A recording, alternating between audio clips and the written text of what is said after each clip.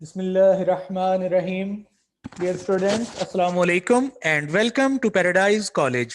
प्यारे बच्चों, हम लास्ट टाइम ग्रेविटेशनल फोर्स को कंजर्वेटिव फोर्स साबित कर चुके हैं, यानी उसका वर्क पाथ इंडिपेंडेंट है। ठीक है, तो हमें आपको ये भी बताया था, हमने आपको ये डिस्कस किया था कि कंजर्वेटिव फोर्स उस फोर्स को कहते हैं जिसका वर्क पाथ पे डिपेंड ना करे, या फिर ऐसी फोर्स जिसका क्लोज पाथ में वर्क जीरो हो।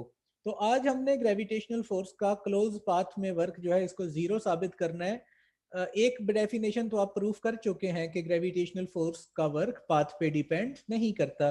सो दूसरी को आज हम प्रूफ करने लगे और ये आपका एक अलग से क्वेश्चन है जो पूछा जा सकता है। तो आइए मैं इसको आपके सामने स्लाइड के ऊपर दिखाता हूं कि क्या आपने साबित करना है। Work done by gravitational force in A close path, ये आज हमने डिस्कस करना है। स्टेटमेंट सबसे पहले आपको दिखाई जाएगी कि शो करें कि work done by gravitational force in A close path is zero. इससे पहले कि हम इस आर्टिकल को बाकायदा शुरू करें, आपके सामने हमने ये बात रखी थी कि इस चैप्टर में हमारा जो मेन फोकस है वो मैकेनिकल वर्क के ऊपर है। तो हम ग्रेविटेशनल फोर्स के लिहाज से जिस वर्क की बात कर रहे हैं वो मैकेनिकल वर्क है, और मैकेनिकल वर्क कब होता है इस पर हम इससे पहले डिटेल में बात कर चुके हैं। अभी फिलहाल हम आपके सामने क्लोज पाथ को दिखाएंगे कि क्लोज पाथ किसे कहते हैं। क्लोज पाथ उस पाथ को कहते हैं जिसमें किसी बॉडी के मूव करने का स्टार्टिंग और उसका एंडिंग पॉइंट सेम हो जाए, नो मैटर कि ये कोई रेगुलर ज्योमेट्रिकल शेप हो ना हो, क्लॉकवाइज हो एंटी क्लॉकवाइज हो। अगर किसी बॉडी का स्टार्टिंग और एंडिंग पॉइंट एक बन जाए तो हम उस पाथ को कहते हैं क्लोज पाथ। कुछ क्लोज पाथ्स हम आपको दिखा रहे हैं। यहाँ पे देखिए, ये एक रेक्टेंगुलर शेप में क्लोज पाथ है। एरोज को आप गौर से देखें, ए से डी, डी से सी, सी से बी और बी से ए। तो ये आपका एक क्लोज पाथ है जिसमें बॉडी ए से चला और ए पे वापस आ गया। तरतीब आपने याद रखनी है, A D C B and A to A. इस तरह किसी भी पॉइंट से उसी पॉइंट तक क्लोज पाथ आप ले सकते हैं। जैसे यहाँ पे आपने देखा कि ये क्लोज पाथ आपको क्लॉकवाइज नजर आ रहा है। ये एक सर्कुलर पाथ, ये भी एक क्लोज पाथ है जिसमें ए और बी दो पॉइंट्स हमने सर्कल के दो एंड्स पर दिखाए हैं, यानी कि एक डायमीटर वाली लाइन है जिसके दोनों एंड्स पर नजर आ रहे हैं। तो अगर हम ए से बी को जाएं और बी से ए को आए, ठीक है, तो ये भी हमारा पाथ क्लोज होगा। तो हम यहाँ पे भी आपने देखा क्लॉकवाइज जा रहे हैं, तो अगर हम एंटी क्लॉकवाइज भी जाएं तब भी हम ए टू ए अगर आते हैं तो ये क्लोज पाथ होगा। और क्लोज पाथ में आप जानते हैं कि बॉडी का टोटल डिस्प्लेसमेंट जीरो हो जाता है। जी, वेक्टर सम, तमाम छोटे छोटे डिस्प्लेसमेंट्स का वेक्टर सम आखिर जीरो हो जाता है। इसी तरह ये देखें, ये एक ट्रायंगल है, इसमें एक आपको क्लोज पाथ दिखाया जा रहा है और ये हमने आपको समझाने के लिए एंटी क्लॉकवाइज बना लिया। तो ये किस तरह से है, ए से बी, बी से सी और सी से ए। सो ए से ए तक ये क्लोज पाथ है। क्लोज पाथ इसके अलावा जरूरी नहीं है कि कोई ज्योमेट्रिकल शेप हो। अगर हम ये कहते हैं कि एक बॉडी इस पॉइंट से चला, अब किसी भी तरह के पाथ को फॉलो करता हुआ वो अगर इसी पॉइंट पे वापस आता है तो देन हम कहेंगे कि अगर पी पॉइंट से चला और पी पे वापस आ गया इस रास्ते को फॉलो करता हुआ, तो इसका ये जो पाथ है ये बेसिकली क्लोज पाथ है। ठीक है, क्लोज पाथ के लिए कोई ज्योमेट्रिकल शेप का होना जरूरी नहीं है। सो डियर स्टूडेंट्स, अब हम इससे आगे बात करने लगे हैं। मैं अपनी इस ड्राइंग को इरेज करूंगा और नेक्स्ट स्लाइड पे जाकर इसको प्रूफ करेंगे कि क्या वाकई ग्रेविटेशनल फोर्स का वर्क जो है वो क्लोज पाथ में जीरो है। हम अपनी डायग्राम में उन्हीं चीजों को लेंगे जो आपकी बुक के अंदर मौजूद हैं, ताकि हम उसी एग्जाम्पल को आपके साथ इसको प्रूफ करें। आपको याद होगा प्रीवियस आर्टिकल के अंदर हमने किस तरह का पाथ लिया था। आइए एक्सप्लेनेशन में इसको डिस्कस करते हैं। यही डायग्राम इससे पहले हम बना चुके हैं। Consider the close path A D B और ए। ये ए डी बी ए ये क्लोज पाथ है, ए से ए। अभी आपको दिखाते हैं कि किस तरह से ये ग्राउंड सरफेस है और इसमें हमें पॉइंट्स कुछ दिखाए जा रहे हैं। ए पॉइंट जमीन की सरफेस पर है और बी पॉइंट जमीन से कुछ हाइट पर है। मैंने लास्ट टाइम भी आपको बताया था कि हमने इसके अंदर एक फिलिंग करनी है ताकि आपको पता लगे कि ये जो लेवल है ये एक लेवल है। पॉइंट ए और डी ये दोनों जमीन की सरफेस के ऊपर एग्जिस्ट करते हैं, ठीक है, जबकि हमारा जो पॉइंट बी है इस डायग्राम के मुताबिक वो जमीन की सरफेस से एच हाइट पर है। सो आप समझ गए होंगे कि ये जो हाइट हमें दिखाई गई है एक्चुअली ये इस रेफरेंस लेवल से ऊपर की तरफ है। ये बात आपको बता दी गई और इससे पीछे डायग्राम में भी हमने आपको डिस्कस किया था। तो देखिए हमारा क्लोज पाथ किस तरह से बन रहा है, ए डी बी और फिर वापस ए, ये एरोज को का ख्याल रखना है आपने। इसमें क्या मजीद नजर आ रहा है कि हम जिस तरफ मर्जी जाएं, जो ये ग्रेविटेशनल फोर्स है वो हमेशा डाउनवर्ड होती है, ग्रेविटेशनल फोर्स वर्टिकली डाउनवर्ड है। और डायग्राम में आपको ये नजर आ रहा है कि पॉइंट बी जो है वो जमीन की लेवल से यानी हॉरिजेंटल लेवल से एच हाइट पर है। यस, ये हाइट आपको अलग से दिखाई भी गई है। अब हम इस क्लोज पाथ का वर्क कैलकुलेट करना चाहते हैं, तो आप अपने स्टेप्स को देखिए। We have to find out work done by gravitational force along a close path. Yes, this close path A D B and A. हमने इस तरह की डायग्राम को क्यों लिया? क्या कर्व साइड को शो करना जरूरी है? तो जवाब है नहीं। क्लोज पाथ कैसा भी हो सकता है, बस हमने कोशिश की है कि एग्जाम्पल ऐसी रखें कि जिसमें कर्व वाली बात भी शामिल हो जाए, वरना आप स्ट्रेट रास्ते से भी पॉइंट ए पे वापस आ सकते थे, तब भी रिजल्ट वही आना था और तब भी ये करेक्ट होगा पेपर में, ठीक है। एनीवे, हम अपनी बात को लेकर आगे चलते हैं। Now work done along A D B A D यानी ए से डी, डी से बी और बी से A, W A D B A, this is close path का वर्क। जरा इसके स्टेप्स देखिए। क्या आप अपने इस वर्क को स्प्लिट कर सकते हैं तीन पार्ट्स में? तो कर सकते हैं। इसका मतलब है एक्चुअली हमारा वर्क है ए से डी तक, यस, फिर work done from D to B और then work from B to A, yes. तो आपके इस क्लोज पाथ का वर्क तीन वर्क्स में स्प्लिट हो गया। अब इनके अंदर हम ग्रेविटेशनल फोर्स के लिहाज से जो वर्क है उसमें फॉर्मूला जो है उसको यूज करेंगे। और बच्चों, एक बात मैंने आपको बताई थी कि किसी भी वर्क के लिए, मैकेनिकल वर्क के लिए, जो एफ डॉट डी वाला फार्मूला है ये सिर्फ तब तक अप्लाई होता है जब तक फोर्स कांस्टेंट रहे। यस, ये एक इंपॉर्टेंट बात है, आपने इसका ख्याल रखना है। इसका मतलब ये हुआ कि हम जिस हाइट तक बात कर रहे हैं उस हाइट तक जमीन की ग्रेविटेशनल फोर्स यूनिफॉर्म है, कांस्टेंट है। ये ना हो कि पॉइंट बी इतना ऊपर ले लें कि जमीन की ग्रेविटेशनल फोर्स जो है वो चेंज हो जाए, फिर कभी भी डायरेक्टली फॉर्मूला नहीं लगा सकते। इसका मतलब है हम लिमिटेड हाइट तक बात कर रहे हैं। ये बात मैंने आपको क्लासेस में भी बताई थी कि जमीन की सतह से 1 किलोमीटर और साहिल समंदर से 2 किलोमीटर तक जो जमीन की ग्रेविटेशनल फोर्स है वो ऑलमोस्ट कांस्टेंट रहती है, उसके बाद वो डिक्रीज होने लग पड़ती है। चलते हैं अपनी बात की तरफ। आप यहाँ तक स्क्रीनशॉट ले लीजिए, मैं इस चीज को नेक्स्ट भी लेके आऊंगा, तो आप जल्दी से इसका स्क्रीनशॉट लें ताकि मैं इसको नेक्स्ट स्लाइड पे लेके जाऊं। जी स्टूडेंट्स, होपफुली आप इसका स्क्रीनशॉट ले चुके हैं, तो मैं इसको नेक्स्ट स्लाइड पे लेके जा रहा हूँ। नेक्स्ट स्लाइड पे डायग्राम वंस अगेन आपके सामने बन रही है और ये एनिमेशन के साथ मौजूद है। आपने ए से डी तक वर्क का फॉर्मूला पुट किया एफ डॉट डी, फिर डी से बी तक जाते हुए वर्क का फॉर्मूला एफ डॉट डी, और इस वर्क को अभी एज इट इज रहने दिया बी से ए वर्क, ठीक है। आइए, इन दो स्टेप्स पर तो हम बात पिछले आर्टिकल में कर चुके हैं, लेकिन चूंकि इसको हमने अलग क्वेश्चन में ब्रेकअप किया है तो आप इस सारी बात को वंस अगेन रिपीट कर दें। मुझे ये बताएं, जब हम ए से डी को जाएंगे तो हमारा डिस्प्लेसमेंट है लेफ्ट से राइट, जमीन के ऊपर। तो कॉमन सेंस की बात है, क्या इस सूरत हाल में क्या ग्रेविटेशनल फोर्स कोई वर्क करेगी? तो आपका जवाब होगा नो। क्यों? क्योंकि ग्रेविटेशनल फोर्स है बेटा डाउनवर्ड, और आपका डिस्प्लेसमेंट है लेफ्ट से राइट। सो आप गौर से देखें कितना एंगल बनेगा दोनों के दरमियान। तो जवाब है 90 डिग्री। और आप अच्छी तरह जानते हैं कि 90 डिग्री पे मैकेनिकल वर्क जीरो हो जाता है।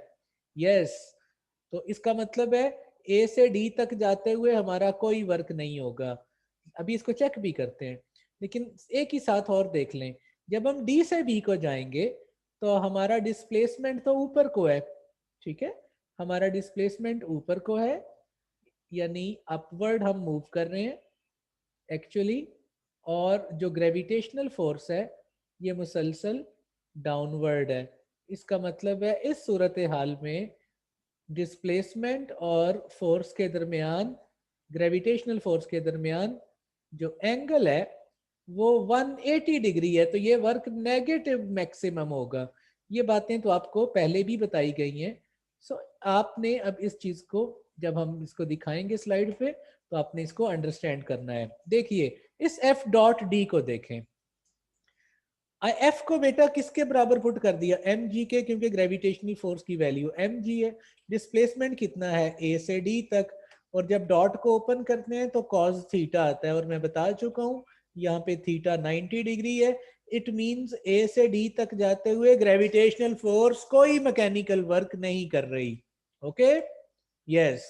नेक्स्ट देखें, जब डी से बी तक गए हमारी फोर्स डाउनवर्ड थी ग्रेविटेशनल, और बॉडी को हमने उसके अगेंस्ट मूव कराया डी से बी तक। यकीनन एक्सटर्नल फोर्स लगानी पड़ी कॉन्स्टेंटली, तभी तो वो यूनिफॉर्म वेलोसिटी से मूव करता है, ठीक है ना। तो अब फोर्स की जगह तो एम जी आ गया, और डिस्प्लेसमेंट की जगह डी से बी तक का डिस्टेंस आ गया। और एंगल इनके दरमियान कितना है? तो आप देखेंगे 180 डिग्री, और बाकी ये वाली चीज एज इट इज आ गई। तो cos 180 आप बच्चे जानते हैं -1 होता है, जबकि cos 90 0 होता है। सो इसका मतलब है ए से डी तक जीरो वर्क था, जबकि डी से बी तक वर्क आ गया माइनस। cos 180 माइनस है, और डी से बी तक का डिस्टेंस देखें, डी से बी तक का डिस्टेंस किसके बराबर है? हाइट के बराबर है। तो ये डी से बी तक के डिस्टेंस को h पुट कर दिया, और cos 180 -1, तो ये बच्चों वर्क आ गया -mgh। अब ये रह गया वर्क फ्रॉम बी टू ए। तो प्यारे बच्चों बी टू ए के वर्क के लिए अब हमें अपनी डायग्राम में थोड़ी सी अंडरस्टैंडिंग करनी है। मैं इस डायग्राम में एनिमेशन को यूज करूंगा। अब हम जा रहे हैं बी से ए तक का वर्क कैलकुलेट करने के लिए।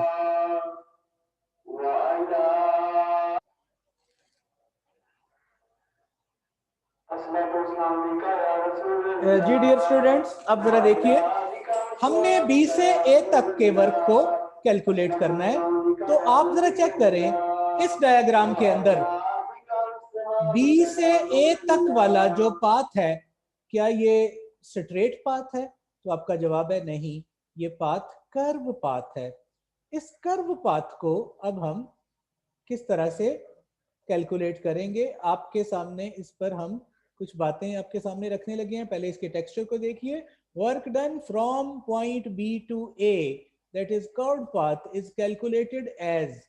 देखें बेटा, हमारा पाथ कर्व है, तो इस पर हम जानते हैं कि अपने कर्व पाथ को नंबर ऑफ स्टेप्स में डिवाइड कर सकते हैं। इसकी मिसाल ऐसे ले लें, जैसे आपने बी से ए तक आना है इस रास्ते से, तो आप बी से ए तक सीढ़ियों से भी तो आ सकते हैं। अगर हम अपने पाथ के स्टेप्स बना लें तो हमारा total path number of steps में डिवाइड हो जाएगा। यानी इसके छोटे छोटे पैचेस बनाएं, और हर पैच पर वर्टिकल और हॉरिजेंटल स्टेप्स को दिखाएं। जरा देखिएगा किस तरह हमारा पाथ नंबर ऑफ स्टेप्स में डिवाइड हो गया। ये हॉरिजेंटल स्टेप्स हैं और ये वर्टिकल स्टेप्स हैं। तवज्जो दीजिएगा, इसमें आपने ख्याल करना, मैं इसको अब एनिमेशन के साथ दिखाने लगा हूं। हम आ रहे हैं बी से ए तक, तो जब बी से ए की तरफ आएंगे तो हमारे स्टेप्स कुछ इस तरह बनेंगे, ये पहला वर्टिकल और फिर हॉरिजेंटल, ठीक है। ये पहला टुकड़ा हुआ जिस पे स्टेप्स बनाए, फिर इस तरह वर्टिकल हॉरिजेंटल, वर्टिकल हॉरिजेंटल। तो इस तरह हमारा पाथ नंबर ऑफ स्टेप्स में, ये स्टेप्स बड़े छोटे हो सकते हैं, इससे कोई इशू नहीं है, लेकिन आप एक चीज नोट करें, इन तमाम स्टेप्स को जब हम हेड टू टेल रूल से ऐड करते हैं तो हम बी से ए तक ही आ रहे हैं, और हमारा टोटल जो पाथ है वो इन स्टेप्स का सम आपको दिखाई दे रहा है। हालांकि इसमें टोटल डिस्प्लेसमेंट की बात कुछ और होगी, उसके लिए हमें ज्योमेट्रिकली इसको यूज करना पड़ेगा, लेकिन ये तो दिखाई दे रहा है ना कि हमारा टोटल पाथ इन स्टेप्स में डिवाइड हो गया। कोई जरूरी नहीं है कि आप स्टेप्स एक तरफ से ही बनाएं, आप इस पाथ को इस तरह भी दिखा सकते थे। मैं अगर यहाँ पे दिखाऊं आपको कि एक फर्ज करें ये हमारा पाथ है, इस तरह से मैंने एक बेतरतीब सा पाथ आपके सामने लिया, बी और ये पॉइंट ए है, और आपको नजर आ रहा है कि बी पॉइंट कुछ हाइट पर है और हम बी से ए को आ रहे हैं, तो हमारे स्टेप्स ऐसे भी हो सकते थे। यस, बस होने परपेंडिकुलर चाहिए, इस चीज का ख्याल रहे। बाकी आपके स्टेप्स जो हैं वो किसी भी तरह से, किसी भी तरफ से आप ले सकते थे। लाइक दिस, मैं ये कहता हूँ कि मैं इस तरह से स्टेप्स में इसको डिवाइड कर दूं, तब भी हम अपनी बात को कर सकते हैं। सो बस ये ख्याल रखना कि एरोज की तरतीब जो है वो आपकी करेक्ट होनी चाहिए, ठीक है। हाँ, ये चीज का ख्याल रखें, एरोज की पोजीशंस को आप फाइन ठीक कर लें तो आप किसी भी तरफ से स्टेप्स को दिखा सकते हैं, इसमें कोई किसी किस्म का इशू नहीं है। स्टेप्स का साइज एक जितना होना जरूरी नहीं है, बस इनको परपेंडिकुलर बनाएं ताकि डायग्राम में ये अच्छे नजर आए। इसको तो मैं इरेज कर दूंगा, इसकी जरूरत नहीं थी, ये तो जस्ट आपको बताना था। तो आपके बेशुमार हॉरिजेंटल और वर्टिकल स्टेप्स बन गए, ठीक है। अब जरा गौर कीजिएगा, कॉमन सेंस है, क्या हॉरिजेंटल स्टेप्स पर कोई मैकेनिकल वर्क होगा? जवाब है नहीं। ये बात आप इससे पीछे लेक्चर में भी कर चुके हैं, मैं आपको दोबारा दिखा देता हूं। मैं इस हॉरिजेंटल स्टेप पे दिखाता हूं। तो बेटा किसी भी हॉरिजेंटल स्टेप पर अगर बात करें तो तमाम हॉरिजेंटल स्टेप्स ग्रेविटेशनल फोर्स के साथ 90 डिग्री एंगल बना रहे हैं, जैसे मैंने इस हॉरिजेंटल स्टेप पे आपको दिखा दिया, लेकिन बाकी सब के साथ भी यही मामला है। तो ये चीज आपको यहाँ पे दिखाई गई है, because all horizontal steps are at right angle to gravitational force, so there will be no work done along all horizontal steps। यानी पहला हॉरिजेंटल हो, दूसरा, तीसरा, कुछ भी हो, किसी हॉरिजेंटल स्टेप पे कोई वर्क नहीं होगा। इसलिए मैंने स्टेप्स में इनके नाम भी नहीं दिखाए, जैसे ये पहला हॉरिजेंटल, ये दूसरा, तीसरा। वर्टिकल आपको नजर आ रहे हैं ऊपर से नीचे, डेल्टा y1, फिर दूसरा डेल्टा y2, डेल्टा y3, इसी तरह डेल्टा yn। तो हॉरिजेंटल पे तो कोई वर्क होना ही नहीं है, मैकेनिकल वर्क। अब बात करते हैं फिर वर्क किसके अलोंग होगा। इसका मतलब है इस डायग्राम में बी से ए तक आते हुए जो टोटल वर्क होगा will be sum of works, sum of works along all, कौन से स्टेप्स? Vertical steps. और ये ऊपर से नीचे हैं, तमाम वर्टिकल स्टेप्स डाउनवर्ड हैं, क्योंकि हम बी से ए को आ रहे हैं, तो all vertical steps are vertically downward. इन तमाम स्टेप्स पर अब हम वर्क को कैलकुलेट करेंगे। आइए इसको चेक करते हैं। उम्मीद है बात आप अंडरस्टैंड कर रहे होंगे बहुत अच्छे से। तो अब चेक करते हैं वर्क फ्रॉम बी टू ए। प्यारे बच्चों, इस पे आपने गौर करना है। ये पहले वर्टिकल स्टेप का वर्क का फॉर्मूला वही एफ डॉट डी, एफ की जगह आ गया एम जी, पहला वर्टिकल स्टेप डेल्टा y1, और ग्रेविटेशनल फोर्स डाउनवर्ड, स्टेप का डिस्प्लेसमेंट भी डाउनवर्ड। तो पहले स्टेप का वर्क हुआ M G dot delta y1। Second vertical step पे वर्क क्या होगा? M G dot delta y2। ये देख रहे हैं। फिर थर्ड स्टेप के लॉन्ग, वर्टिकल स्टेप के लॉन्ग वर्क क्या होगा? M G dot delta y3 and so on M G dot delta yn। तो ऊपर हमने क्या लिखा था कि टोटल वर्क जो बी से ए तक है वो तमाम वर्टिकल स्टेप्स के अलॉन्ग होने वाले वर्क्स का सम है। यस, ये बात आपको यहाँ पे दिखाई गई। अब आप इसका स्क्रीनशॉट जल्दी से ले लीजिए ताकि हम अपनी बात को आगे करें। तो प्यारे बच्चों, ये भी देखिए कि हमारे पास जो इस केस में हमारे डिस्प्लेसमेंट वर्टिकल जो है वो डाउनवर्ड है और ग्रेविटेशनल फोर्स भी डाउनवर्ड है। आप इसको किसी भी स्टेप पे दिखा सकते हैं। मसलन मैं किसी भी स्टेप पे दिखाऊं कि ये वर्टिकल स्टेप है डाउनवर्ड, तो ग्रेविटेशनल फोर्स भी किधर है, डाउनवर्ड। इसका मतलब है तमाम वर्टिकल स्टेप्स और ग्रेविटेशनल फोर्स के दरमियान जो एंगल बनेगा वो 0 डिग्री बनेगा, क्योंकि ये पैरेलल का केस है। सो डॉट को जब ओपन किया cos 0 सब में आ जाएगा, और आप जानते हैं cos 0 क्या होता है, cos 0 होता है 1। ये बात बता दी गई है।